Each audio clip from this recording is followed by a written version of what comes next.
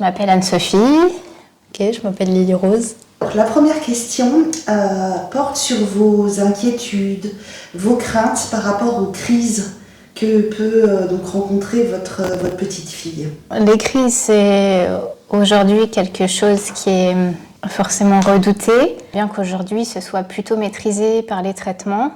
Alors certes, des traitements lourds, mais on sait très bien que même si aujourd'hui les traitements font plus ou moins effet, ce sera peut-être pas le cas demain.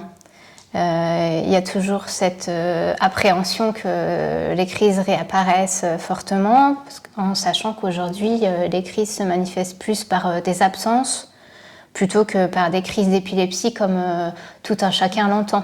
Donc le tout, c'est d'arriver à déceler ces instants d'absence, puisque ça peut être assez discret et pourtant c'est présent. Par le passé, les crises, on ne pouvait pas passer à côté quand elle était toute petite. Donc c'est une petite puce qui a aujourd'hui 6 ans, mais il faut savoir que la première crise qu'on a pu constater chez elle était à l'âge de 5 mois et demi, donc encore sur un tout petit pitchoun. Et malheureusement, lorsque ces crises arrivaient, on ne pouvait rien faire. Dans son cas de figure, il n'existe pas de traitement pour stopper la crise. Donc on pouvait seulement l'accompagner, tenter de la rassurer et attendre que ça passe. Et malheureusement, on est arrivé jusqu'à 10 crises par jour d'une 20aine de minutes. Donc c'était atroce, parce que je pense que le mot est juste. Pour une maman, voir son enfant comme ça, ne rien pouvoir faire, c'est très dur.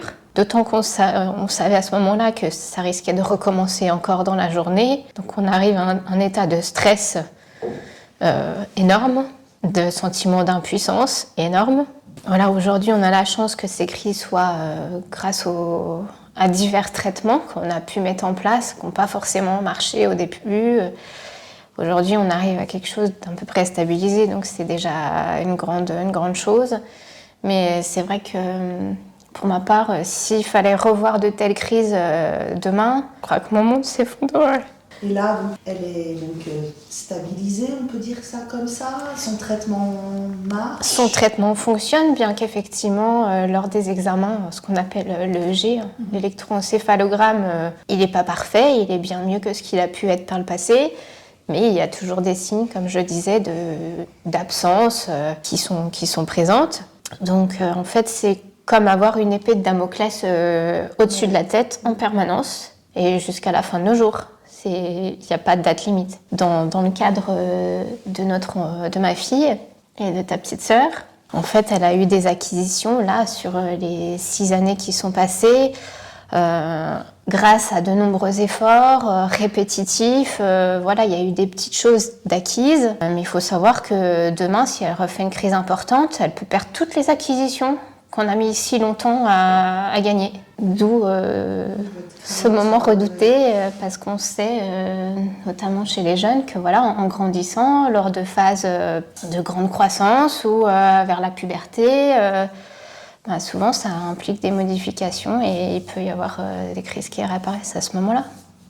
Donc votre crainte, c'est aussi de ne pas prévoir les crises, c'est ça, le fait de ne pas savoir à quel moment ça arrive, de ne pas être là au moment où ça arrive. C'est le fait de ne pas savoir quand, c'est le fait de peut-être de passer à côté d'une crise si elle se manifeste un petit peu doucement, on va dire, ou de manière pas très expressive.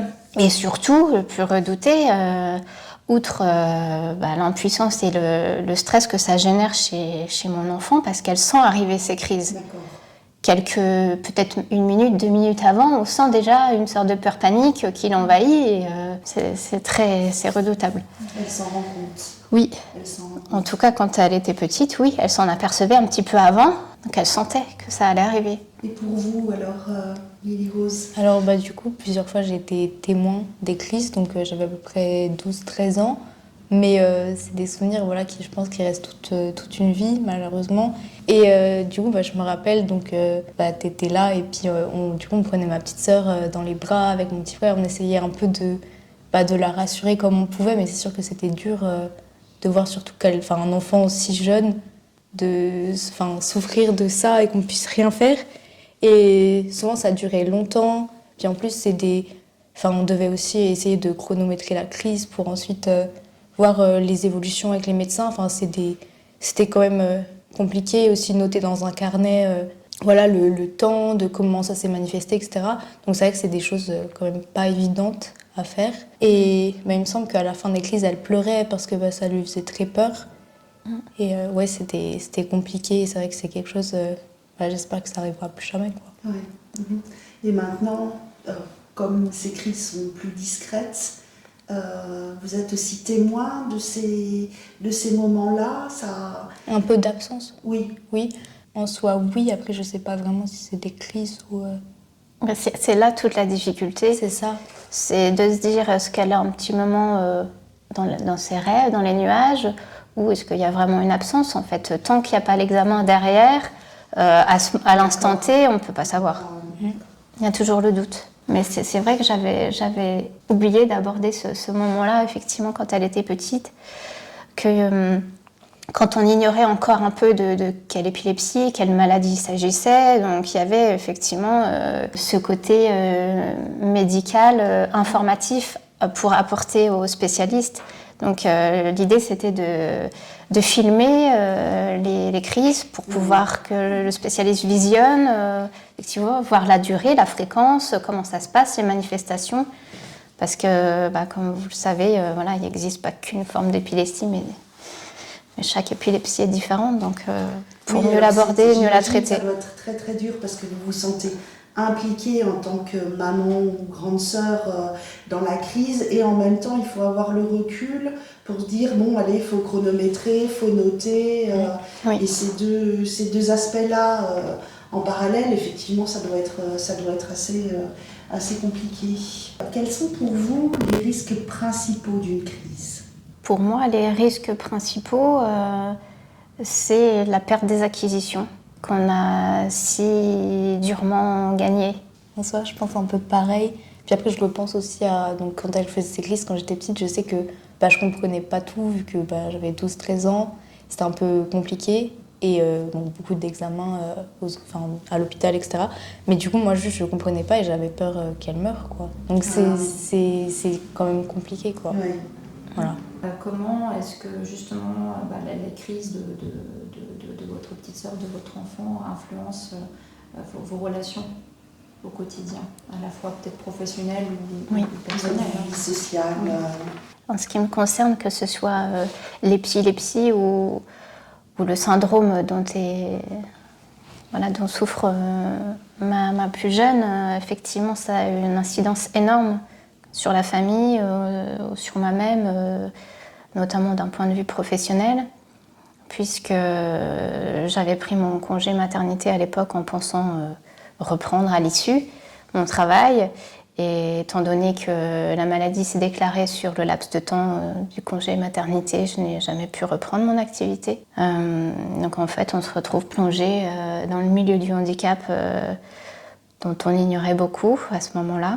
On est dans le stress, dans l'ignorance, parce qu'on ne sait pas exactement de quoi souffre notre enfant, comment on va pouvoir l'accompagner, ce qui va en être, est-ce qu'elle va vivre effectivement, quelles peuvent être les séquelles, c'est quoi notre vie maintenant. Et notre vie maintenant, avec un peu plus de recul, maintenant quelques années se sont écoulées, je suis restée 6 ans à la maison, en tant qu'aidante à 100%, c'est 24 heures sur 24, 7 jours sur 7. Donc peu de vie sociale. Les seules sorties, c'est pour se rendre à des rendez-vous médicaux, pour accompagner notre enfant et essayer malgré tout d'être quand même disponible pour mes 2 autres enfants. Et c'est pas évident de gérer tout à la fois, parce que même si on veut continuer à avoir une vie normale, et de leur proposer aussi des choses pour eux parce qu'ils sont encore dans l'enfance. C'est pas évident parce que il faut faire garder l'enfant malade à quelqu'un de confiance. On n'a pas toujours quelqu'un de disponible et de confiance justement pour confier l'enfant, et en même temps on peut pas, ou c'est très difficile de l'emmener avec nous faire une activité parce que c'est pas adapté, parce que c'est une situation à risque, parce que plein de choses. Donc on a tendance à se renfermer, à ne plus sortir, et puis on vit comme ça, et au fur et à mesure des années ça devient normal, et on oublie un peu que la vraie vie c'est pas ça. Pas vraiment moi, mais du coup j'ai un peu pu constater pour ma mère. Et c'est vrai que du coup, c'était compliqué même je sais pas, d'inviter des amis à la maison, vu qu'il y a tout le temps des rendez-vous médicaux. Enfin, c'est compliqué. Enfin, pas mes amis, mais les amis. Enfin, par exemple, des amis et tout. Enfin, voilà. Et après, je sais pas, mais du coup, enfin, on va dire de mon expérience personnelle. Et puis aussi, de mon petit frère, il avait quel âge avant? Ah ben, il avait 2 ans et demi. Enfin, Oui, ils ont voilà. 2 ans d'écart entre la petite dernière Donc, et celui au-dessus. il était vraiment très jeune. Et en tout cas, par exemple, lui, je trouve que ça l'a fait un peu grandir d'un coup et peut-être se rendre compte de choses qu'il n'aurait pas dû. Enfin, pas tout de suite aussi. Il me semble, au début, il avait un peu du mal à se faire des amis à l'école et tout ça. Je pense que c'était un peu peut-être lié à, je sais pas, une sorte d'écart de maturité ou je sais pas. Au début, par exemple, c'était hyper compliqué de parler, par exemple, d'épilepsie. Et je me rappelle d'une fois en cours où une prof un peu expliquait aux autres élèves ce que c'était. Et moi, je suis sortie du cours et j'ai pleuré parce que c'était des sujets vraiment hyper sensibles et tout ça. Et finalement, je me suis rendu compte qu'il y a plein de gens qui ne savaient pas ce que c'était et donc pas ce qu'on vivait aussi. Et ça change complètement la vie. Et même, je sais pas, pour rien que, je sais pas si on parle de l'intérieur de notre maison, et en fait, on a dû avoir, adapté la maison aussi. Donc au début, ma petite sœur, avant qu'elle naisse, on avait mis sa chambre à l'étage avec nous. Et finalement, en fait, on a dû la déplacer en bas parce que vu qu'elle peut pas marcher, c'est compliqué avec les escaliers, etc. On a dû tout revoir et acheter du matériel qui souvent coûte très cher et donc qui est un peu inaccessible, on va dire. Même s'il y a des aides, c'est pas suffisant. Non, vraiment, ça a tout changé. Moi, c'était un peu compliqué et je pense que même encore maintenant, je suis pas totalement habituée. Il y a encore des jours où je redoute qu'il se passe quelque chose, qu'elle refasse une crise. C'est un peu compliqué quand même. Je sais pas, si on veut partir en vacances avec ma famille, par exemple, c'est hyper compliqué parce que souvent, on est obligé de partir sans ma sœur, de la confier aux grands-parents, etc. Et puis, du coup, on n'est pas toute la famille réunie quand même, donc c'est pas pareil. C'est sûr que le sujet des vacances, c'est un gros sujet, parce qu'on se prive de beaucoup de vacances. On est très très peu partis depuis l'annonce du diagnostic. Et les rares fois où on a pu bouger, effectivement, on l'a fait sans notre enfant. Donc à la fois, c'est un certain soulagement en se disant on va être plus libre de faire des activités avec nos autres enfants. Et en même temps, il y a une part de nous qui est restée à la maison. Et on se dit on aurait souhaité aussi lui faire profiter des vacances. Mais malheureusement, on est obligé de faire un choix. Donc quoi qu'on fasse, il y a toujours une peine en fait qui est là. Quel est l'impact de l'épilepsie sur votre autonomie L'impact, pour ma part, il est énorme, puisque, comme je disais, je suis restée enfermée, entre guillemets, pendant plusieurs années pour m'occuper de mon enfant. Mais même si aujourd'hui, elle a intégré l'IME à la journée, ce qui me libère du temps, il ne reste pas moins difficile de retrouver un travail, puisque je sais que je ne pourrais pas reprendre mon activité précédente parce qu'il faut quand même que je sois disponible pour les rendez-vous médicaux qui restent relativement nombreux. Il faut que je sois disponible à l'arrivée, au départ du transporteur. Donc c'est des horaires qui sont figés. Il n'y a pas de possibilité de périscolaire comme dans une école lambda. Et ça, on a tendance à l'oublier. Donc c'est vrai que l'amplitude, elle est parfaite pour l'enfant, effectivement, mais ça ne permet pas aux parents aidants de reprendre une activité ou alors sur un petit temps partiel, vraiment adapté. Donc c'est compliqué parce qu'effectivement l'impact de la maladie dans une famille, c'est un impact financier important. D'une part par le fait que l'un des parents bien souvent cesse son activité, donc il y a déjà une baisse de revenus, et secondo un besoin en matériel qui est exponentiel. Surtout les premières années, on a besoin de tout à la fois, l'enfant grandit, il faut réadapter. Donc On a l'impression que dès qu'on a acquis quelque chose, on se dit ça y est, ça va nous faciliter un petit peu la vie. Il y a un deuxième besoin qui se fait sentir. On a l'impression que ça s'arrête jamais. Donc c'est une charge mentale qui me dépasse. Ça m'épuise en fait.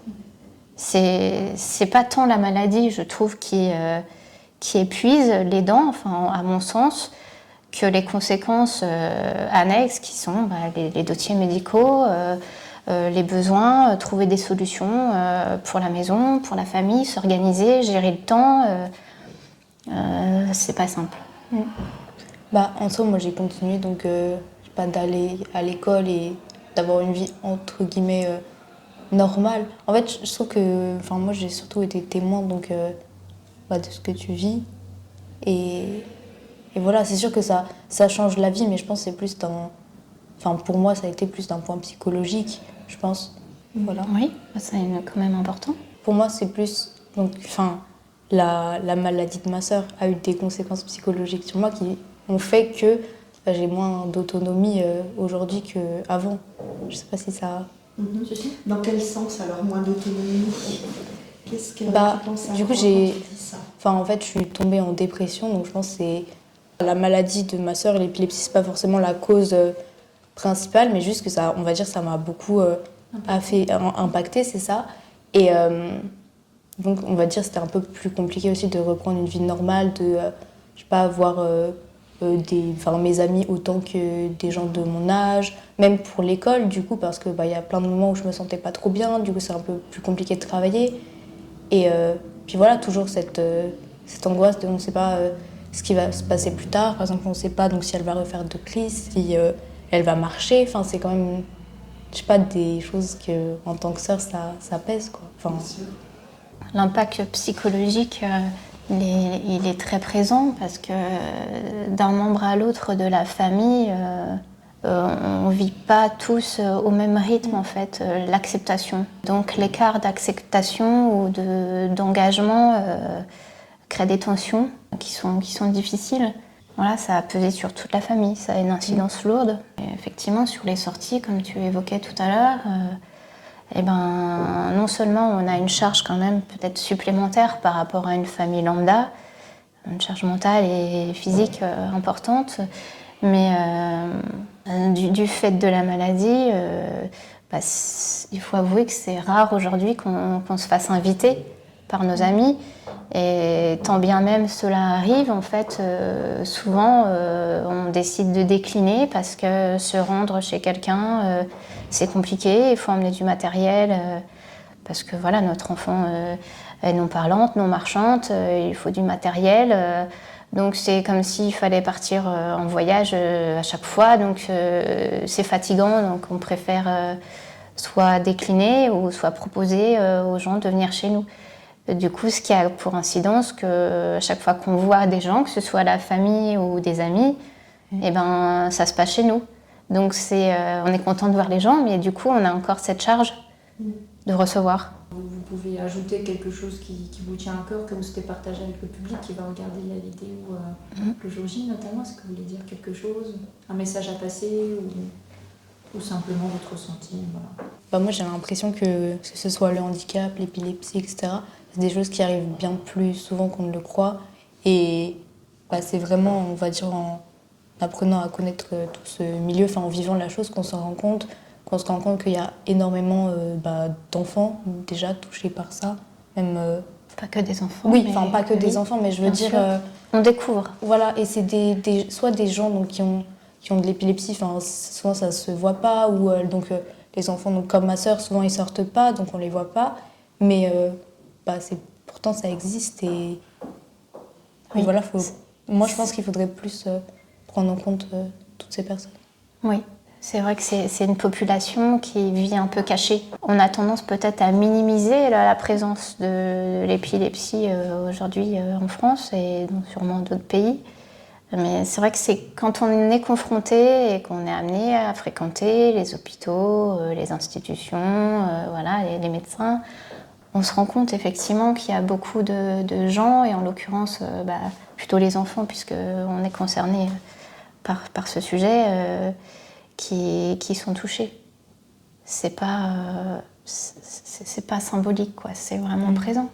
Et moi, aujourd'hui, ce que je voudrais dire, c'est peut-être aux gens qui aujourd'hui ne sont pas touchés par ce sujet, qu'ils n'hésitent pas, ils connaissent des gens dans leur entourage, à les soutenir par des choses simples, mais juste en faisant acte de présence, de bienveillance, et simplement de ne pas fuir les gens, de peur de ne pas déranger ou de ne pas savoir quoi dire, de faire le mort, de faire la personne qui n'a pas vu, qui ne sait pas, ou voilà, de se tenir en retrait, parce que on a pu connaître ça aussi, même voilà, dans l'entourage proche, parfois des gens qui, de peur de mal dire quelque chose, préfèrent s'abstenir et couper un petit peu le contact, alors que voilà, que ce soit les aidants, les frères et sœurs, enfin voilà,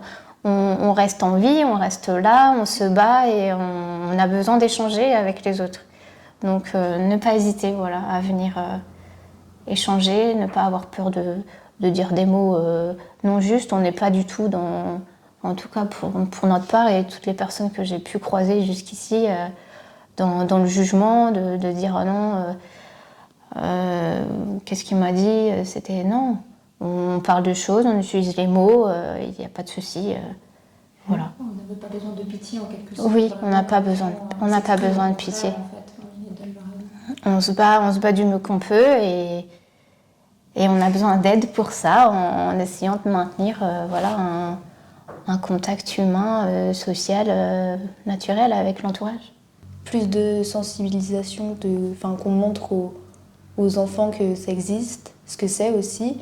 Et parce que c'est vrai que, je sais pas, j'ai l'impression que les gens, quand ils connaissent pas, ils ont tendance un peu à avoir peur, alors qu'il n'y a pas besoin d'avoir peur. Et voilà, juste expliquer comme...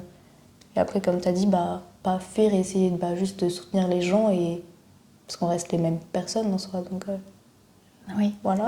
C'est pas contagieux. C'est ça. Il faut leur dire, c'est pas contagieux l'épilepsie.